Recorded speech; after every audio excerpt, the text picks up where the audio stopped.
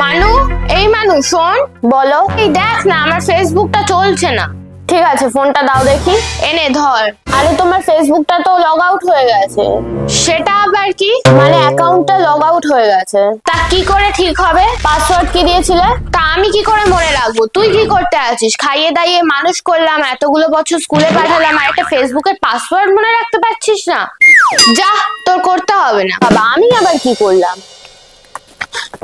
খুব সুন্দর, মগটা ঠিক এখানেই রেখে দিয়েছিস। গরম জল করে দিতে বললি, করে দিলাম, আর মগটা এখানেই রেখে দিয়েছিস। কিন্তু গরম জল তো আমি চাইনি, চেয়েছিল তো বাবা। হ্যাঁ, তো তোর বাবা চেয়েছিল তো চেয়েছিল, তুই তো দেখেছিস এখানে মগটা রয়েছে, তাই এটা বেসিনে রেখে আসতে পারিসনি? সব কি মা করবে নাকি? এত বড় দামড়া মেয়ে যদি একটা কাজ করিস, নির্লজ্জ বেহায়া একেবারে তুই। হায় কপাল। যা, আকাশে আবার আজকে এত মেঘ করছে কেন? এতগুলো জামা প্যান্ট কেচে রাখলাম, আবার মেলার জায়গা হবে না।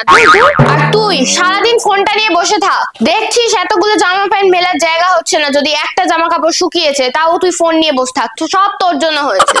এবারে আবার আমি কি করলাম? আকাশে মেঘ করছে, তাও কি আমার দোষ নাকি? বাহ, আজকে তো নিম ফুলের মধুটা হেভি হচ্ছে। যা, কারেন্টটা চলে গেল। এই মানু, তাড়াতাড়ি লাইট গুলো কমা, ইনভার্টারের ব্যাটারি শেষ হয়ে যাবে। এই মেয়েটার জন্য না আমি শান্তিতে টিভিও দেখতে পারবো না। ঠিক সময় কারেন্টটা চলে গেল, তারপর লাইট গুলো নেভাচ্ছে না। তো দোষ মানু ঘোষ। আপনাদের সাথেও যদি এরকম হয়ে থাকে তাহলে এক্ষুনি সাবস্ক্রাইব করুন, আর কমেন্ট করতে কিন্তু ভুলবেন না।